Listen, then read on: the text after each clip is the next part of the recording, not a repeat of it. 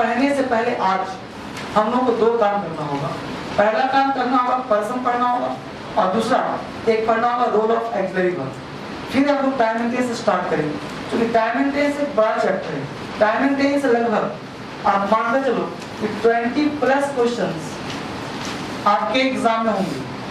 20+ question, 20+ tyre 1 नहीं, tyre 2 भी। तो 20+ का मतलब ये मान के चलो कि जैसे आप पढ़ते हो सेंटेंस इंप्रूवमेंट, तो सेंटेंस इंप्रूवमेंट में टाइम एंड टेंस से अगर 20 क्वेश्चन पूछा है, पहले आप समझो टाइम एंड टेंस की भूमिका क्या है, आप क्यों पढ़ेंगे time and tense. Time and tense जो यहाँ पे मैं पढ़ाऊंगा एटलीस्ट कम से कम तो 10 क्लास लगना है टाइम एंड टेंस में, 10 क्लास मिनिमम लगना है। हालांकि पहले टाइम में नहीं लगता था, लेकिन अब टाइम थोड़ा सा मैं कम कर दिया।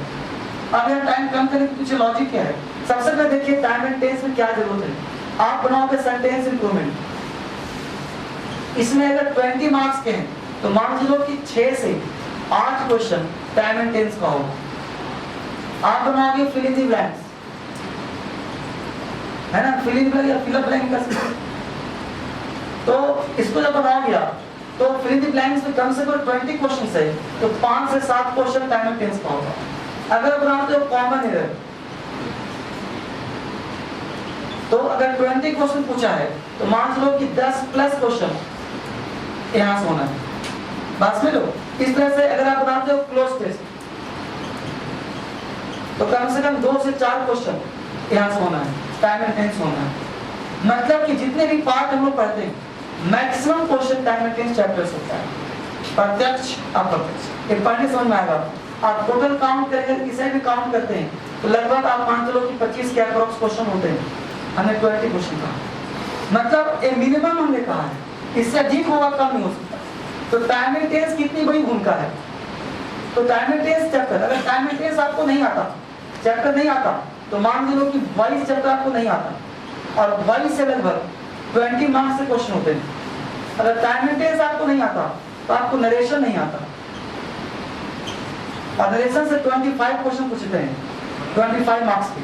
ये पता है सबको, जानते हो ना। तो 20, 25 अगर टाइम एंड टेंस नहीं आता तो क्वेश्चन टैग आपको नहीं आता। अब एक चैप्टर है जिससे सब डिपेंडेंट है उसके ऊपर। अब बताओ कि अगर वो चैप्टर आपका पूरा ज्ञान है, ये सब में पूरा ज्ञान कैसे हो सकता है बच्चे। और क्वेश्चन टैग से लगभग 2 से 4 क्वेश्चन पूछे जाते हैं। अब निर्भर ये करता है कि सारे चैप्टर्स डिपेंडेंट एक दूसरे पे। अगर time and tense, voice, lesson, question tag ये सब पार्ट नहीं आता तो जीवन में आप राइटिंग नहीं कर पाएंगे। अब सोचो कि टाइम एंड टेंस वह जड़ है जो काफी इंपॉर्टेंट है। तो इस इंपॉर्टेंट चैप्टर को बड़े आराम से, प्यार से पढ़ने की जरूरत है, ताकि वो चैप्टर इतना स्ट्रॉन्ग हो जाए ताकि कुछ भी हो, लिखना हो, समझना हो, क्वेश्चन हो, बन जाना चाहिए आपसे। ठीक है। तो टाइम एंड टेंस पढ़ने से पहले 2-3 पार्ट बता दो इसको, 2-3 पार्ट हम लोग करने का प्रयास करेंगे। और सबसे पहला पार्ट पर्सन, फिर पढ़ाऊंगा आपको रोल ऑफ एक्सिलरी वर्ब, फिर टाइम एंड टेंस में वापस है, फिर हम आएंगे प्रेजेंट टेंस, पास्ट टेंस क्या होता है, सब चर्चा करेंगे बिल्कुल, ताकि आप ये मत पूछो कि आई के साथ क्या लगाएंगे, आई गो बोलो कि आई गोज बोलो, ताकि क्लियर ना हो। तो सबसे पहले हम लोग काम क्या करें, पर्सन। टाइम एंड टेंस पढ़ने से पहले मुझे पर्सन का ज्ञान होना चाहिए।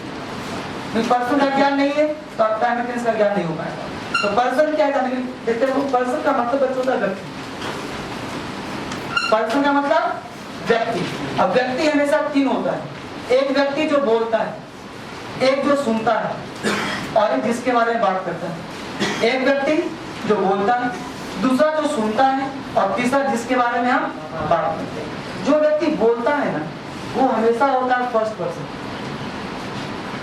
जो सुनता है उसे कहते हैं सेकंड पर्सन, और जिसके बारे में बात करते हैं उसे कहते हैं थर्ड पर्सन। यानी one who speak first person, बोलने वाला, पुलिशनर सेकंड पर्सन, एंड से about the other words third person. अब जरा गौर दीजिए, गौर फरमाएं। फर्स्ट पर्सन जो बोलता है, बोलने वाला व्यक्ति अकेला भी हो सकता है। मैं यहाँ पे अकेले बोल रहा हूँ ना, तो अकेले बोल रहा हूँ तो सिंगुलर, अकेले बोल रहा हूँ तो सिंगुलर।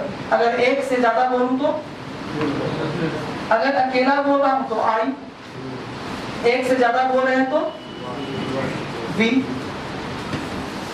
मैं अकेला बोल रहा हूँ तो आई बोल रहा हूँ, एक टीचर को और ले आओ, मैं भी बोलूं वह भी बोले तो वी। सुनने वाला व्यक्ति, आप ऑफिस में मिलने आता हो मुझसे तो आप अकेले होते हो सिंगुलर, तो आप कहते हो यू। अगर सुनने वाला व्यक्ति एक से ज्यादा इतने सारे लोग हो तो प्लूरल हो गया। प्लूरल का मतलब यू, तो यू सिंगुलर भी और यू प्लूरल भी। उसी प्रकार थर्ड पर्सन जिसके बारे में हम बात करते हैं, जिसके बारे में बात करते हैं वह व्यक्ति अकेला भी तो हो सकता है। अगर अकेला होगा तो सिंगुलर, एक से ज्यादा होगा तो प्लूरल। अकेला होगा तो ही कह सकते हैं, सी कह सकते हैं, इट कह सकते हैं, या किसी व्यक्ति का नेम यानी कि नाम कह सकते हैं। ये सब मिलाकर के प्लूरल एक ही व्यक्ति होता है और वो होता है दे, यानी दे सबका प्लूरल है, ये सबका प्लूरल दे होता है। इतना ज्ञान आपको पहले से भी था, ये पढ़ाने की जरूरत नहीं, ये आप पहले से जानते थे। मेरा पर्पस था यूज पढ़ाना, यानी ये सब थ्योरी है और मेरे यहाँ थ्योरी नहीं चलता, प्रैक्टिकल ज्ञान चलता है। आपके पास थ्योरी पूरा है लेकिन प्रैक्टिकल करने कुछ नहीं आता।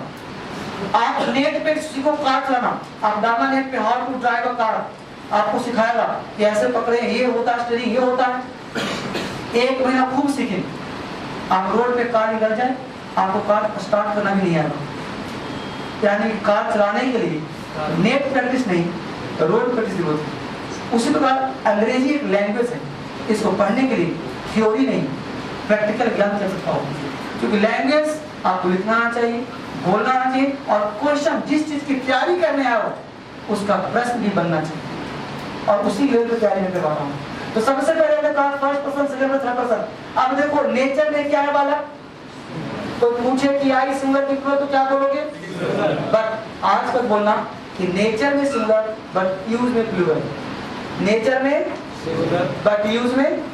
तो आई का जो यूज होता है, यूज यानी मेन हम लोग क्या पढ़ने बेटा, यूज। तो आई नेचर में सिंगुलर बट यूज में। तो बोलो हम लोग पर्सन क्यों पढ़ रहे हैं, सब्जेक्ट के लिए पढ़े ना। तो सब्जेक्ट यदि सिंगुलर हो तो बोलो बाबू वर्ब भी क्या होगा, अब सब्जेक्ट प्लूरल हो तो वर्ब भी क्या होगा, तो बोलो सब्जेक्ट क्या हो रहा है, तो वर्ब क्या लगेगा। कोई आपत्ति हुआ किसी को, यानी आई और वी में कोई अंतर नहीं है। किस चीज में, यूज में। नेचर में सिंगुलर है, नेचर में प्लूरल है, बट यूज में क्या होगा, दोनों प्लूरल, दोनों प्लूरल। अब आपके दिमाग में एक बात आएगा कि सर एक बात बताइए, ये नेचर में सिंगुलर है तो क्या आई कभी सिंगुलर यूज नहीं होता क्या? बिल्कुल होता है। आई को सिंगुलर यूज कर सकते हो सिर्फ एक वाक्य में, आई वाज, पास्ट में। इसमें पास्ट में आई के साथ वाज लगा, बस एक ही वर्ड वाज सिंगुलर होता है, बाकी और कहीं पे आई सिंगुलर नहीं होता। सारी जगह पे आई हमेशा प्लूरल ही होता है। क्लियर? इसलिए टेंस पढ़ने से जरूरी है इसको। अब एग्जांपल दूंगा, सुनाऊंगा, टेंस पढ़ने से पहले जाना जरूरी है। तो आई नेचर में सिंगुलर, यूज में प्लूरल। एग्जांपल दूंगा, क्लियर होगा। अभी आप लिख के रख लो, समझो करेंगे। फाइन। एक एक चीज को प्रूव करूंगा, प्रमाण दूंगा, ऐसा नहीं मानूंगा मैं। आपके दिमाग के सारे क्वेश्चन सॉल्व भी करूंगा। तो समझ आ गया? अब देखो यू बेटा क्या है, सिंगुलर, लेकिन हम लोग को पढ़ना क्या है, यूज। और यूज में ऑलवेज प्लूरल, यूज में ऑलवेज। तो वर्ब क्या लगाएंगे हम, प्लूरल। यानी जो यू है नेचर में सिंगुलर है, बट मुझे नेचर जानने की जरूरत है या यूज करने की जरूरत है, तो यूज में क्या है, प्लूरल। वर्ब में क्या लेगा, प्लूरल। ठीक है? ऑलवेज, हमेशा। यू में कभी भी स्पेलिंग नहीं होता, यू कभी सिंगुलर नहीं होगा। बस सिर्फ जानकारी के लिए, छोटा मोटा बच्चा पूछे समझा दो, लेकिन कभी भी यू सिंगुलर होता ही नहीं। तो पढ़ने का फायदा क्या है, हमेशा प्लूरल। फाइन, आगे बढ़ो। थर्ड पर्सन क्या है बाबू, सिंगुलर। तो यूजली इसका सिंगुलर है, इसलिए इसके साथ वर्ब क्या रहेगा, सिंगुलर। एक क्या है बच्चे, प्लूरल, तो इसके साथ वर्ब क्या रहेगा, प्लूरल। यहाँ तो प्रॉब्लम तो बोलो, नो प्रॉब्लम। समझ आ गया बच्चे? ये समझ रहे हैं कि वो सिंगुलर सबका दे भी प्लूरल, इस साथ सिंगुलर है, हां सर। इस सबके साथ वर्ब क्या रहेगा, सिंगुलर। इस सबका प्लूरल क्या होगा? दे। वर्ब क्या लेगा? प्लूरल। अब तुम्हारा क्वेश्चन क्या है, क्या पूछना चाहते हो? इस सबका प्लूरल एक ही होगा, दे। जैसे ही एंड सी पूछे तो दे, राम एंड श्याम हो तो दे, मतलब किसी का प्लूरल बताना तो क्या बोलोगे? दे।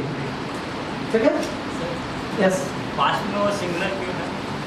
अब बताऊंगा अभी, तो उतार दूं, उतार दिया इसको, उतार दो, जल्दी उतारो, जल्दी काम करो बड़ा बच्चे। बस इज्जत बचाया है सिंगुलर, है ना? I was actually past tense में कभी भी सिंगुलर प्लूरल होता ही नहीं। पास्ट और आपको पढ़ाया होगा वर्ब का फॉर्मूला बेसिक क्लास में, तो V2 में लिखवाया होगा नो सिंगुलर नो प्लूरल। इसलिए वाज जो है वो V2 है, नो सिंगुलर नो प्लूरल सिर्फ ये आई के लिए बना है, तो सिंगुलर वर्ड के लिए। I was, he was, singular के लिए वाज आता है। ऐसे पास्ट में और कोई वर्ड पास्ट होता ही नहीं, तो और कोई वर्ड पास्ट में सिंगुलर प्लूरल होता ही नहीं। इस वाज के अलावा एक भी शब्द बोलो जो पास्ट में सिंगुलर प्लूरल और कोई वर्ड है ही नहीं। वाज के अलावा और कोई शब्द ही नहीं इंग्लिश में है जो कि सिंगुलर होकर सब होते हैं। रीड, रीड्स सिंगुलर तो होगा, लेकिन ऐसा कोई वर्ड अंग्रेजी में नहीं। वेट हमेशा दो के साथ आता है, क्या आपको सिखाया बहुत सीखा, ठीक है। और अगर किसी बच्चे का क्लास छूट भी गया है 31 तारीख से 10 बजे अगले वेडनेसडे से, आप वहाँ भी क्लास छूटा हुआ पार्ट है पीछे का डेमो क्लास आप कर सकते हैं। आपका क्लास अब स्टार्ट हो चुका है, बाकी कोई छूटा कुछ नहीं, आज से बैच स्टार्ट है, कोई बेसिक शुरू करना, ठीक है बेटा। मैं सोचे अब यहाँ पे काम नहीं किया, अब हम लोग प्रमाण देखेंगे। सबसे पहले समझो गौर से, अगर मैं एक लाइन बोलूं कि I we you, I we you, कितने वर्ड बोल? 3 वर्ड। अगर मैं कहूं कि ये 3 शब्द को छोड़कर बाकी सारे शब्द थर्ड पर्सन है, कोई आपत्ति होगा? नहीं ना, लेकिन इसको लिख लो, पता है कि बहुत काम है।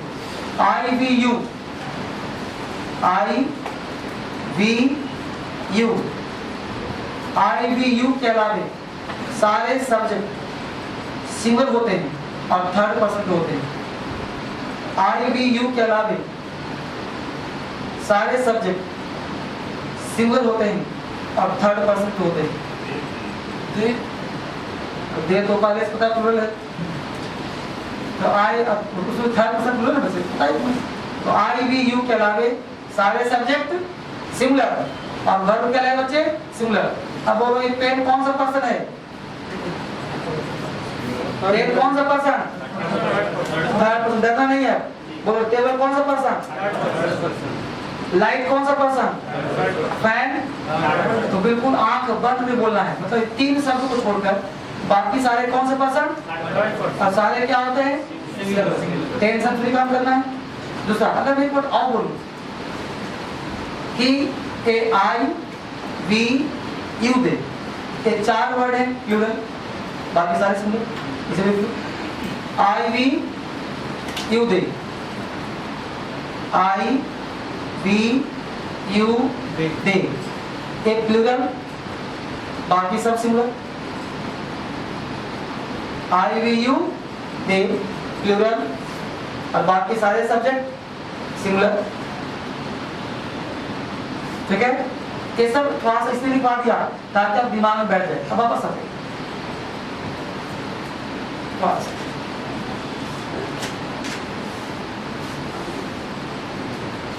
अब देखो बच्चे, बोर्ड पे हमने आपको जो पढ़ना है, हमने सेंटेंस पावर टेंस पढ़ना है आपको।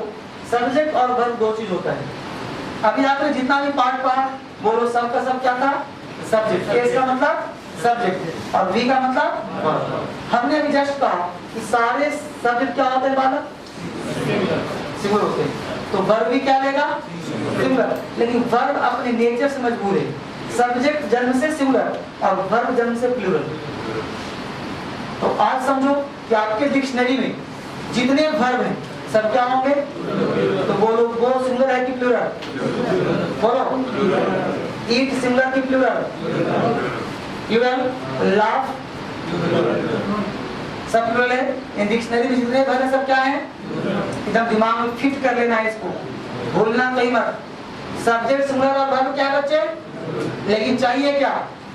सब्जेक्ट सिंगुलर तो वर्ब भी एक रूल और याद रखना है, यदि हम लोगों का सब्जेक्ट होता है सिंगुलर तो आने वाला वर्ब भी क्या होता है बच्चे, और यदि आपका सब्जेक्ट प्लूरल तो वर्ब भी क्या चाहिए, प्लूरल। नो प्रॉब्लम, क्या कोई दिक्कत? Subject singular, verb singular, subject plural, verb plural.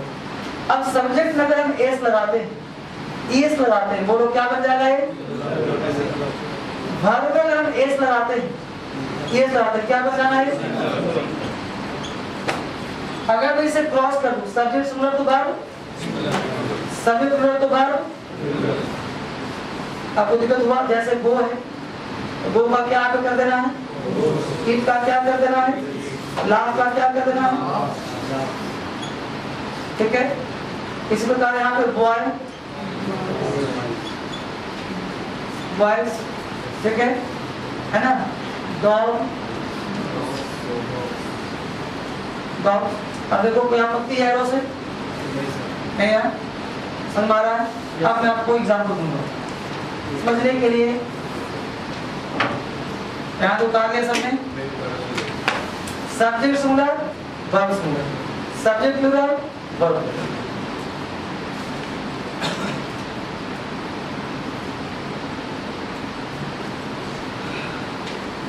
बिल्कुल बेसिक से पढ़ा रहा हूं, समझ में आना ही चाहिए।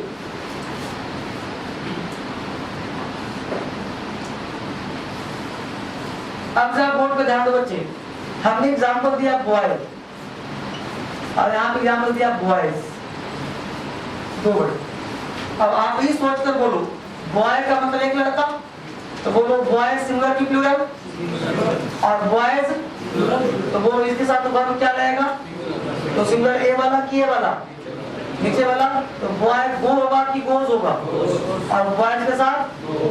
अब बोलो आई तुम्हारा क्या था, यूज में क्या था, प्लूरल, तो बोलो यहाँ पे आई आएगा ना, बोलो यहाँ पे बी आ सकता है ना, बोलो यहाँ पे यू आ सकता है ना, बोलो यहाँ पे दे आ सकता है ना।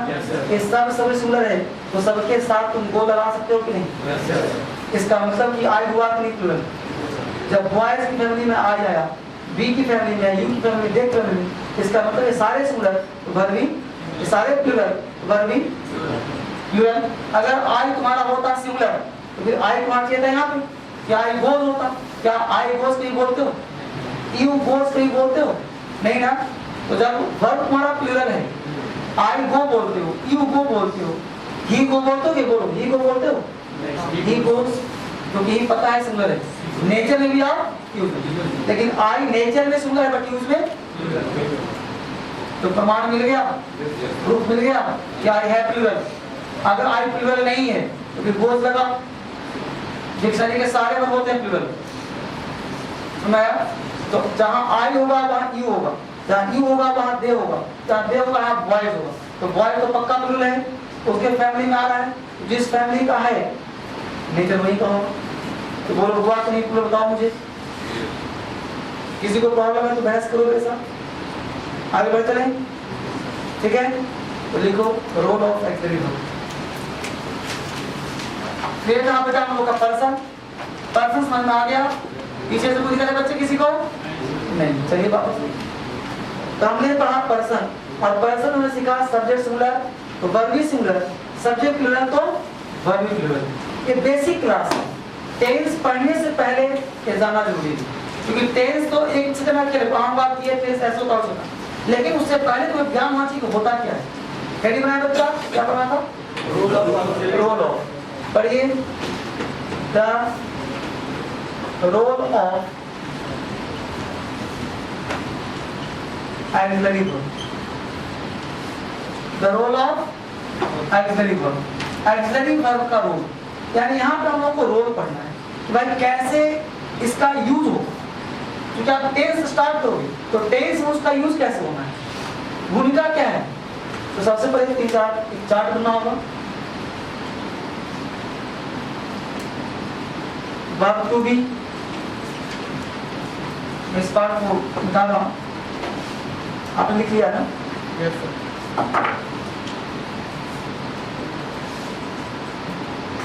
Verb to be, B1,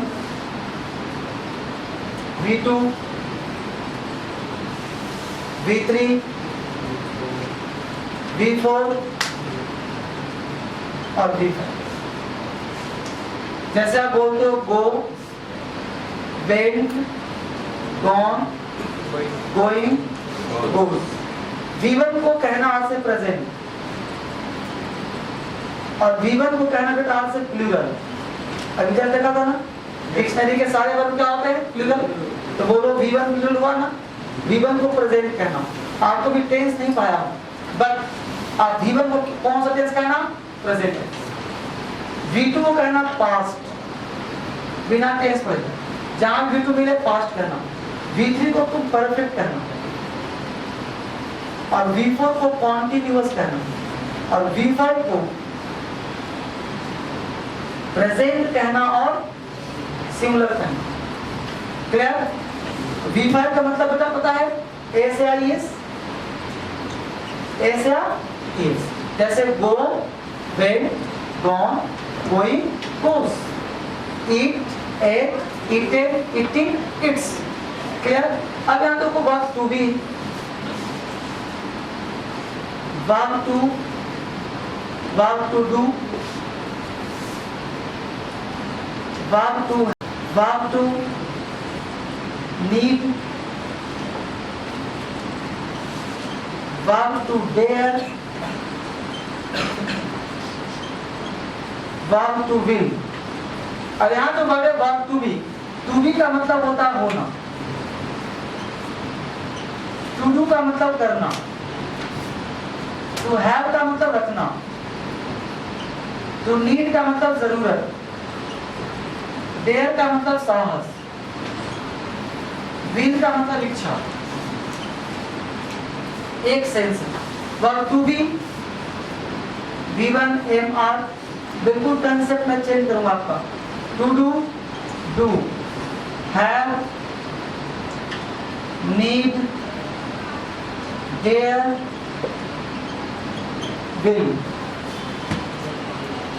was, were, do, did, had, needed, dare.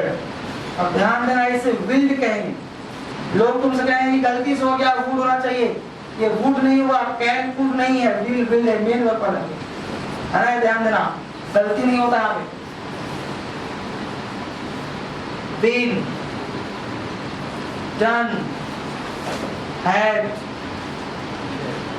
Needed, dared, will,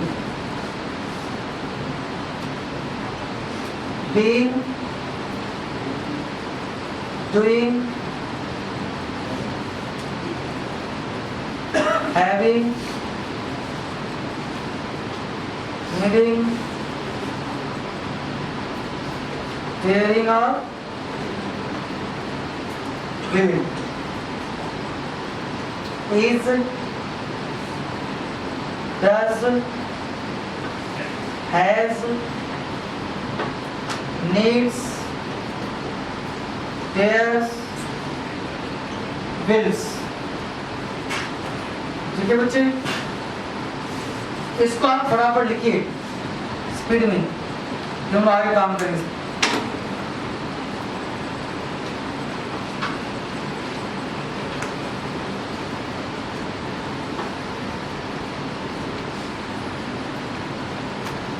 जहां भी दिक्कत हो पूछ लेना है, बोले कोई दिक्कत हो पूछ लेना आपको।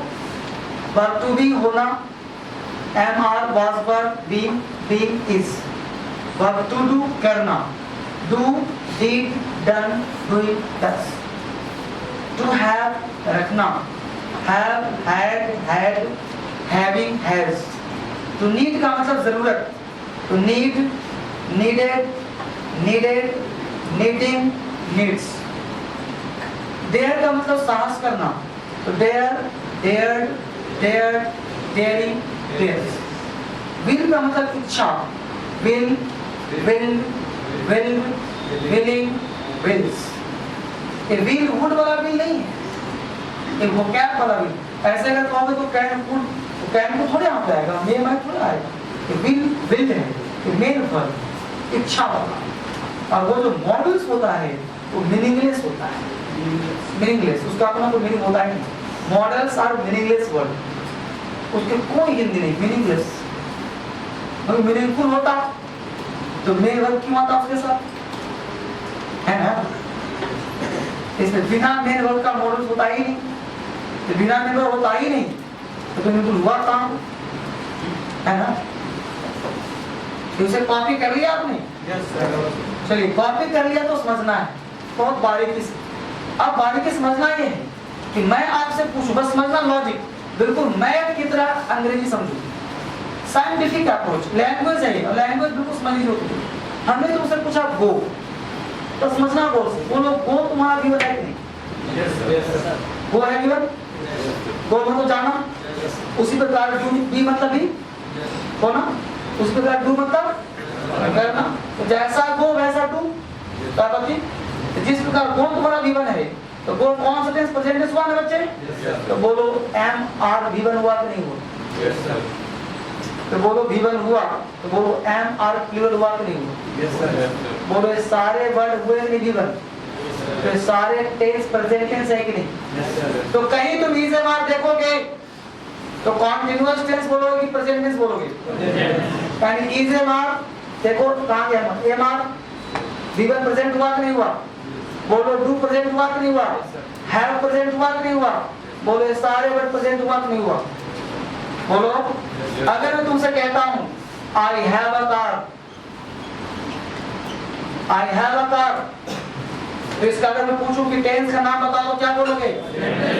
प्रेजेंट टेंस की परफेक्ट टेंस? परफेक्ट नहीं ना, यानी हैड हैव का मतलब परफेक्ट नहीं होता। परफेक्ट का मतलब क्या होता है बेटा? इसमें कहीं भी है, हैव है, बोलो हैव कहाँ है? तो आज के बाद तुम्हें हिंदी नहीं पढ़ना है जिसके अंदर ताते की प्रेजेंट है, ये सब भाई कहोगे फ्लॉप कर जाओगे। इसलिए ताते की राह रही को छोड़ो, तुम्हें अब एग्जाम पास करना उसकी चिंता करो, और उसके लिए अंग्रेजी से अंग्रेजी पढ़ो। तो बोलो मेरे पास एक कार है, आई हैव अ कार, कौन से टेंस का वाक्य हुआ? तुम एक विद्यार्थी हो, you are a student, you are a student, बोलो कौन से टेंस का वाक्य है? प्रेजेंट, क्योंकि आर किस टेंस में कहा गया? यस, किस टेंस का है जी? प्रेजेंट टेंस का। समझ में आया? वापस आ जाओ, ये देखो कहाँ लिखा है? V5, V5 क्या लिखा है? सिंगुलर। बोलो ये सारे वर्ड प्रेजेंट टेंस का हुआ कि नहीं हुआ? यानी कि इज एम आर कौन सा टेंस? डू डज कौन सा टेंस? हैज हैव कौन सा टेंस? बोलो ये सारे वर्ड कौन सा टेंस? किसी को डाउट है? जरा सा भी डाउट है तो बोलो। नहीं ना?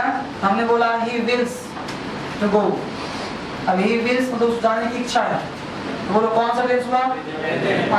ही नीड्स अ कार, कौन सा टेंस हुआ?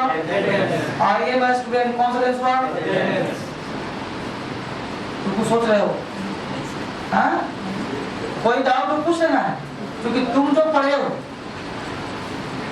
उस तरह से नहीं होता। अब मान लो तुम एक विद्यार्थी हो, इसमें ताती थी कहां से लाएंगे जी? है? तुम एक विद्यार्थी हो, मैं टीचर हूँ, मेरे पास कार है, तुम्हारे पास साइकिल है, उसके पास घोड़ा है, उसके पास हाथी है, इसमें कहां से ताती खिलाऊं? अब प्रेजेंट है, सुनाया? वापस अब समझना है कुछ मुद्दा के बाद। विल टू बोलो कौन सा टेंस? Simple past. ये सारे कौन से टेंस होंगे? Simple past. एक क्या है बच्चे? ये सारे वर्ड काइंस होंगे, ये सारे वर्ड काइंस होंगे। तो जब वहां पर जब आएगा तो अब दिमाग में फिट रहेगा, मिला दो इसको। अभी पहले प्रेजेंट पढ़ना है ना, तो प्रेजेंट का मतलब V1 और V5 प्रेजेंट हो जाएगा। इस तो कुछ काम करूंगा, उसके बाद मैं छुट्टी करूंगा, इसका मिटा देता हूँ। अब जस्ट समझने से पहले कुछ पॉइंट इसको रखूंगा, पुरानी मिटाऊंगा बढ़िया फिर। अब मैं आपसे कहूँ आराम से हमने एक लाइन कहा, एक बार यूपीएस में क्वेश्चन पूछा था, उसमें लाइन पूछा था my mother has a beautiful umbrella. मैं इसको शॉर्ट कर देता हूँ। हमने कहा he has an umbrella, he has an umbrella. अब बोलो पहले का कौन सा टेंस है? अब प्रेजेंट टेंस है, सबको पता है? अच्छी बात। अब कोई कुछ नहीं बोलेगा, मैं बोल रहा हूँ, सुनना है बहुत। हमने इसका, मैं चाहता हूँ उसको नेगेटिव बनाना। हमने कहा उसके पास एक छाता है, मैं बोलता हूँ उसके पास छाता नहीं। हमने बनाया he has not umbrella। अब जरा हाथ उठाइए, हमने बोला he has not umbrella। अब बताइए कितने बच्चों को ये गलत लग रहा है? कितने बच्चों को ये सही लग रहा है? तुम गलती की, काहे का डर? गलत होगा, सही होगा। तो कहाँ पे ऐसे करता है? उठाने की जरूरत नहीं, छोड़ दे। तो दो चार हिम्मत उठाता भी है तो भी शांत हो जाता है। हाथ उठाने से आपके अंदर हिम्मत होगा, सांस भरेगा। फिर सांस करो, बोलो राइट में कितने लोग? राइट में कितने लोग? रॉन्ग में कितने लोग? अच्छी बात। हमने कहा ही does not have, he does not have an umbrella। चलिए हम आता हूँ। सेकेंड राइट में कितने लोग? फर्स्ट राइट में कितने लोग? चलिए बात बेसिकली बात तो कॉमन से व्यवहारिक ज्ञान देखो। तुम किसी भी ज्ञान विद्वान से पूछना कि ही हैज एन अम्ब्रेला का रिलेटिव क्या बनेगा, तुम्हें कहेगा he has not an umbrella, है ना? जबकि बेटा गलत गलत क्यों है? कोशिश नहीं की और नीचे वाला राइट क्यों? ऐसा क्यों हुआ? यहाँ समझना चाहते हैं कि जितने भी एक वर्ड है ये सारे के सारे एक्सिलरी वर्ब, राइट? क्या है बेटे? Axillary verb. लेकिन हम इसको बना क्या रहे हैं? मेन। क्योंकि देखो समझना बहुत से V1 का मतलब मेन वर्ब, वो कि इस तुम्हारा एल तुम्हारा आर तुम्हारा ये V1 नहीं है एक्सिलरी वर्ब। ये बना क्या है इसे? Main verb. इसका मतलब ये हुआ कि सारे एक्सिलरी वर्ब के साथ साथ मेन वर्ब के जैसा भी यूज हो सकता है। And all these auxiliary verbs are used as auxiliary verb as well as main verb। कैसे? पहले बोर्ड पे देखते हैं, फिर बात करेंगे, तब समझ में आएगा। एक क्यों लिखा हो बढ़िया से तो समझ लो। देखो हमने राम में लिखा हमने हैज, यहाँ भी लिखा हैज, राइट? हमने लिखा, मैं बोलना चाहता हूँ राम के पास एक कलम है, हम बोला राम हैज अ पेन। बोलो कौन सा टेंस? कौन सा टेंस? बोलो ये हैज V1 है कि V5 है? और फिर देखो चार्ट में क्या है? V5 है ना ये? इस हैज का मतलब बोलो रखना हुआ कि नहीं? तो हिंदी हुआ राम के पास एक कलम है, यानी राम रखता है एक, तो बोलो इसका हिंदी रखना हुआ कि नहीं? किसी को डाउट है? डाउट बोलो। दूसरा हमने कहा कि Ram has gone. Ram has, बोलो राइट है कि रॉन्ग है? राइट है कि रॉन्ग है? राइट है ना? अब बताओ कि राम गया, बोलो हैज का मतलब रखना हो रहा है क्या? राम रखता है गया। राम रखता हुआ कि नहीं? तो बोलो ये मीनिंगलेस हुआ कि नहीं हुआ? इसका मतलब क्या? ऑक्सिलरी वर्ब मीनिंगलेस होता है और मेन वर्ब मीनिंगफुल होता है। डाउट है? तो इसका मतलब ये हुआ कि यहाँ पे इसका नाम क्या है और यहाँ पे नाम क्या है? अंतर देख समझ पा रहे हो? धीरे धीरे मैं आपको अंदर ले जा रहा हूँ। तो इसका मतलब ये लिखे हम लोग कि सारे ऑक्सिलरी वर्ब के साथ साथ मेन वर्ब का भी काम करता है। लिख लो फटाफट, हिंदी में लिख लो। लिखो सारे ऑक्सिलरी वर्ब का काम, सारे ऑक्सिलरी वर्ब का काम ऑक्सिलरी वर्ब के साथ साथ, ऐसा कर लो कि सारे ऑक्सिलरी का काम हेल्पिंग वर्ब के साथ साथ मेन वर्ब के जैसा भी होता है। सारे ऑक्सिलरी वर्ब का काम ऑक्सिलरी वर्ब के साथ साथ मेन वर्ब के जैसा भी होता है। यानी all these auxiliary verbs are used as auxiliary verb as well as main verb। यानी सारे auxiliary verb का काम auxiliary verb के साथ साथ यानी helping verb के साथ साथ main verb के जैसा भी होता है। यानी all these auxiliary verbs are used as auxiliary verb as well as main verb। यानी ये सारे वर्ब auxiliary verb के साथ साथ मेन वर्ब के जैसा भी संभव है। लिख लिया आपने। अब प्रश्न ये उठता है कि सर कब मेन वर्ब और कब auxiliary verb, इसका रोल कब होता है auxiliary verb, कब होता है मेन वर्ब? तो लिखो नोट नंबर 1, नोट नंबर मिटा में इसको बच्चे, नोट नंबर 1, नोट नंबर 1 में लिखो यदि एक्सिलरी वर्ब के बाद, यदि एक्सिलरी वर्ब के बाद मेन वर्ब का प्रयोग किया जाए, यदि एक्सिलरी वर्ब के बाद मेन वर्ब का प्रयोग किया जाए, यदि एक्सिलरी वर्ब के बाद मेन वर्ब का प्रयोग किया जाए तो वह एक्सिलरी वर्ब हेल्पिंग वर्ब कहलाता है। यदि एक्सिलरी वर्ब के बाद मेन वर्ब का प्रयोग किया जाए तो वह एक्सिलरी वर्ब हेल्पिंग वर्ब कहलाता है। यदि एक्सिलरी वर्ब के बाद मेन वर्ब का प्रयोग किया जाए तो वह एक्सिलरी वर्ब हेल्पिंग वर्ब कहलाता है। अब जो बात हमने कहा वो मैं बोर्ड पे भी लिख रहा हूँ, देखो गौर से। हमने कहा बच्चे यदि एक्सिलरी वर्ब के बाद मेन वर्ब का प्रयोग किया जाए तो वह एक्सिलरी वर्ब हेल्पिंग वर्ब कहलाता है। एक कहा जी, देखो बोर्ड पे, यदि एक्सिलरी वर्ब के बाद मेन वर्ब का प्रयोग किया जाए तो यह एक्सिलरी वर्ब हेल्पिंग वर्ब कहलाता है। एक कहा। अब एक्सिलरी वर्ब का मेन वर्ब है कि नहीं? अब प्रश्न उठता है कि कौन सा मेन वर्ब? मेन वर्ब होते कितने हैं? 5, V1 V2 V3 V4 V5। तो यहाँ पे बात तो 2 ही मेन वर्ब आएगा बेटा, एक V3 दूसरा V4, V3 दूसरा V4, तीसरा कोई नहीं आएगा। यानी एक सच्चाई निकल के सामने आया कि आपके सामने अगर कोई अंग्रेजी बोलता है आई गोन, तो तुम काट दोगे उसको, व्यक्ति को नहीं। अगर कोई बोलता है आई गोन तो तुम साइंटिफिकली कहोगे तुम गलत हो, प्रमाण दोगे क्या भाई? V3 है, और V3 बिना एक्सिलरी वर्ब के संभव नहीं। कोई व्यक्ति तुमसे पूछ दिया कि बताओ मेन वर्ब और एक्सिलरी वर्ब में क्या अंतर है, तुम कैसे बताओ कि मेन वर्ब देखो एक्सिलरी वर्ब है? तो सच्चाई डालो, व्यवहारिक ज्ञान। मान लो तुम्हारे घर में नौकर हो, तुम 4 मालिक हो, 4 परिवार हो, एक नौकर हो, तो बोलो नौकर का वैल्यू कम होगा कि नहीं होगा? ऐसा तो नहीं कि बगल में सुबह बैठेगा बोलेगा हाँ भाई यार बता कैसा है, नहीं ना जी। नौकर जाए तो ज्यादा दिन नहीं बैठेगा, नहीं खाएगा, बोला रहेगा खाएगा तो अलग सोएगा, भले वो सोने में सोए लेकिन सोएगा। आपके पीछे में जो करूं बात की बात है, आपके सामने आपके साथ नहीं बैठे वापस नहीं बैठेगा। अब सुनो गौर से, तो जो हमने कहा कि अगर आपके घर में नौकर है तो उसका नाम हुआ axillary verb, helping verb, right? यानी कि वो नौकर है, हेल्पिंग वर्ब है, आपकी सहायता करता है। क्लियर?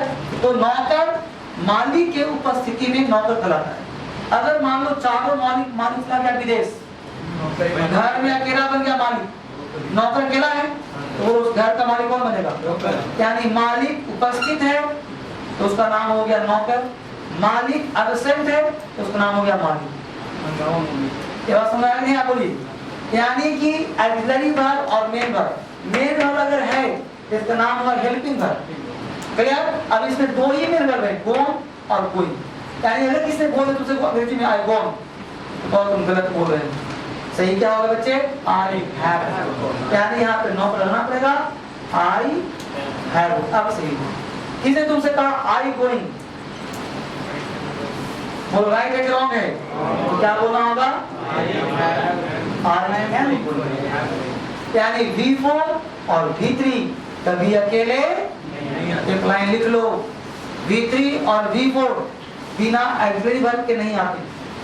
V3 एवं V4 बिना एक्सिलरी वर्ब के नहीं आते। V3 एवं V4 अकेले नहीं आते, इनके साथ एक्सिलरी वर्ब जरूरी है। V3 एवं V4 बिना एक्सिलरी वर्ब के नहीं आते, है ना? V3 और V4 के साथ एक्सिलरी वर्ब लगाना जरूरी है। ये बात डाइजेस्ट हुआ कि नहीं हुआ सो बोलो। बिल्कुल बेटा, उंगली पकड़ के चला रहा हूं, नहीं सीखोगे तो कभी नहीं सीखोगे, क्योंकि बिल्कुल हर एक चीज पे पहले टेंस पढ़ाने से पहले हर एक चीज पर चर्चा कर रहा हूं। कि V3 क्या कहाँ यूज करो, V4 क्या यूज कहाँ करो। ये नहीं कि टेंस का प्रेजेंट से हटाते फिर आ रही टेंस खत्म। टेंस पाना बहुत आसान काम, लेकिन टेंस को क्वेश्चन के ऊपर डालना कठिन काम, वही काम करवा के साथ बेटा इसको।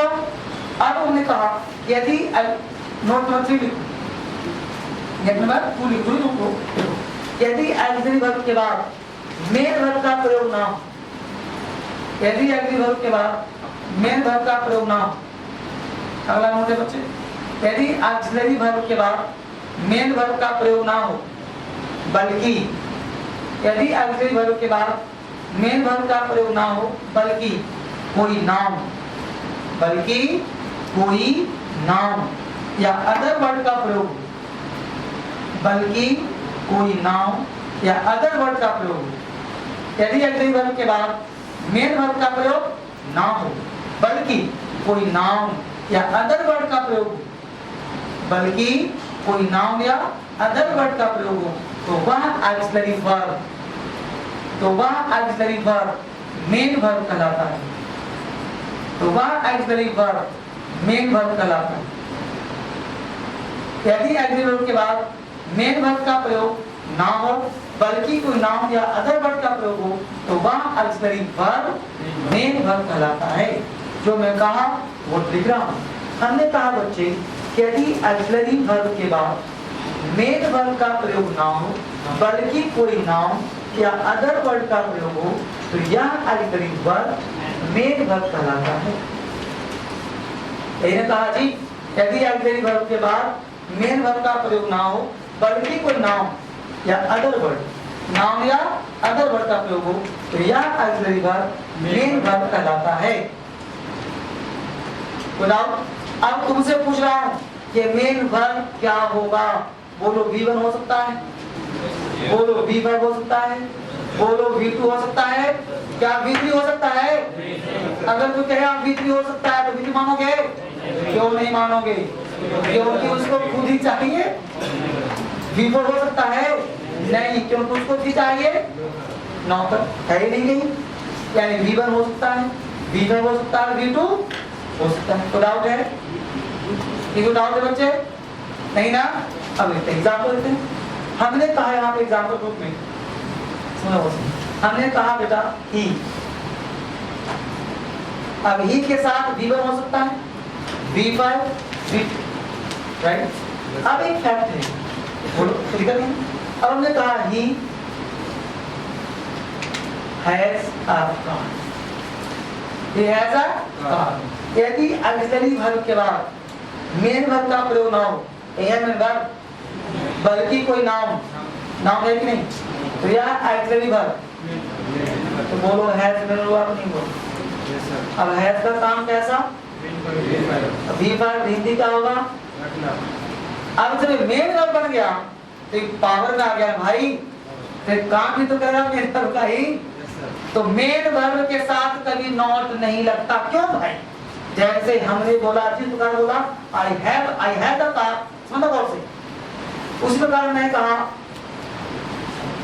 ही, यहाँ ने कहा ही हैज द कार, उस प्रकार मैं बोलता हूँ he goes to Patna, he goes to Patna, भाई he goes to Patna, subject plus main verb plus noun, subject plus main verb plus noun. भाई जैसा रखने का बोलूंगा तो कार आएगा, हाउस आएगा, जाने का बोलूंगा तो प्लेस आएगा। तो जैसा है वैसा गोज है कि नहीं? जैसा है वैसा गोज के अंदर। अब बताओ, अब हमने कहा he goes to पटना, तो क्या इसका नेगेटिव ही गोज नॉट हो सकता है? क्योंकि मेन वर्ब में कभी भी नॉट। तो जिस प्रकार गोज में नॉट नहीं आता, उसी प्रकार हैज भी नॉट नहीं आएगा। कब? जब ये मेन वर्ब का काम करेगा तब। ये बात समझ में आ गया? यानी एक नोट लिख लो कि मेन वर्ब में नॉट कभी नहीं आता, मेन वर्ब के साथ नॉट नहीं आता। अभी आप पेशेंस क्या सकता है?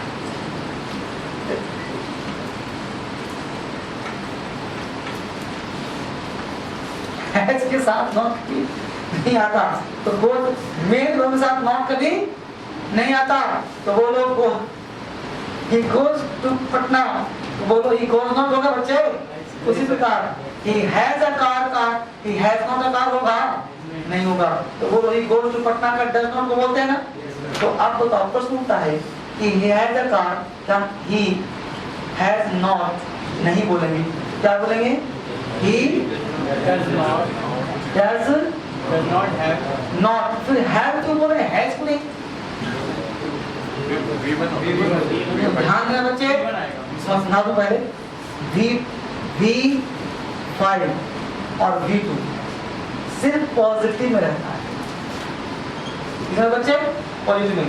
जैसे ही कोई और बात बनाते हैं ये V1 में चेंज हो जाता है। तो आप इसको लिख लो V2 एवं V5 सिर्फ पॉजिटिव सेंटेंस में आते हैं। V2 एवं V5 सिर्फ पॉजिटिव सेंटेंस में आते हैं। V2 एवं V5 सिर्फ पॉजिटिव सेंटेंस में आते हैं। कोई और वाक्य बनाने पर ये V1 में बदल जाता है।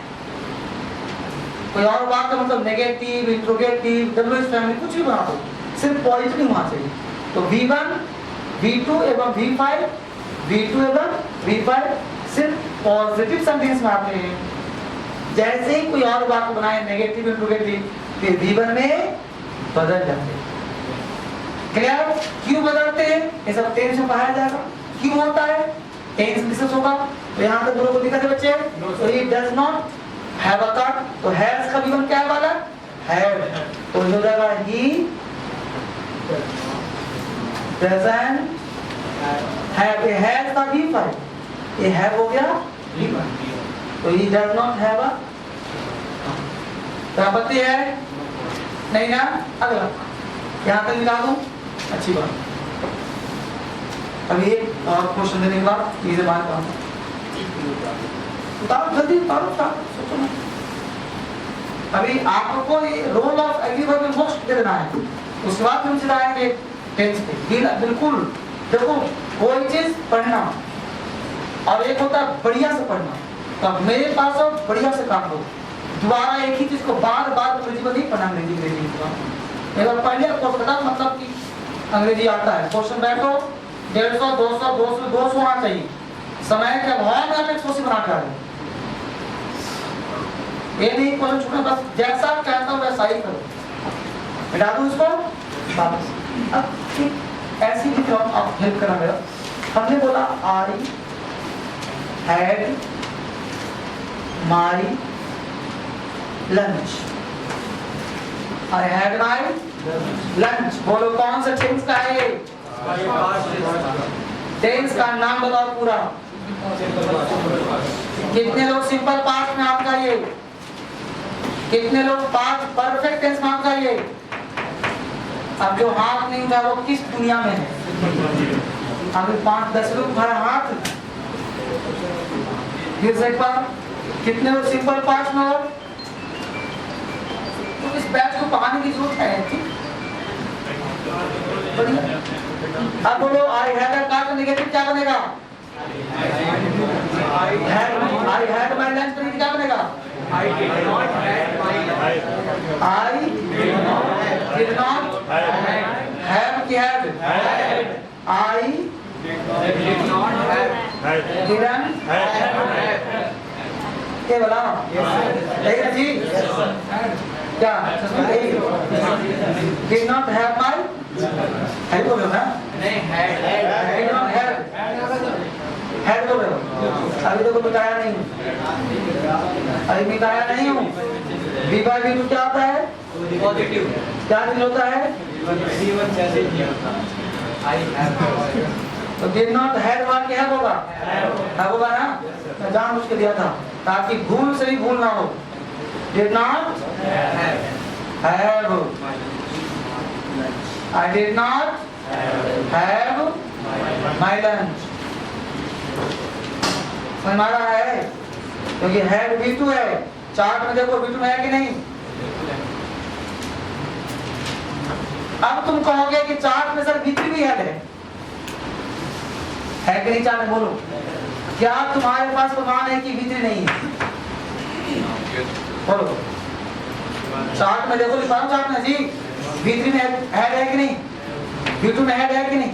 तो गलती से तुमने कहा कि आई हैड माय लंच का नेगेटिव क्या बनेगा, तुमने कह दिया I didn't have my lunch, उसने कहा कि हैड V3 तो है, तो तुम्हारे पास क्या प्रमाण है कि V3 नहीं है, प्रमाण है इसके पहले कोई विभव नहीं, यानी हैड एक मात्र है जिसके पास कोई नौकर नहीं है, और नौकर नहीं है तो V2 अकेले हो सकता है, देखो V2 अकेले हो सकता है। यानी कि तुम्हें V3 मानोगे तो ऐसे करना पड़ता आई हैड माय लंच। अब बोलो कौन सा टेंस हुआ है, ए वाला हेड क्या हुआ, ए वाला हेड क्या हुआ, ए हो गया V3 और ए हो गया उसका नौकर। समझ आ रहा है कि नहीं आ रहा है, आई हैड माय लंच, ये वाला हेड V3, चार को V3 है कि नहीं। अब 5 परफेक्ट टेंस में V3 से पहले क्या लगाते हैं, ऑक्सिलरी वर्ब, तो अगली वर्ब हेड होता है कि नहीं होता, बोलो। तो आई हैड भी हो सकता है, आई हैड भी हो सकता है, I have had my lunch. तो आई हैव हैड बोला तो कौन सा टेंस, प्रेजेंट परफेक्ट, और आई हैड हैड बोला कौन सा टेंस, पास्ट परफेक्ट। बोलो कोई दिक्कत हो रहा है।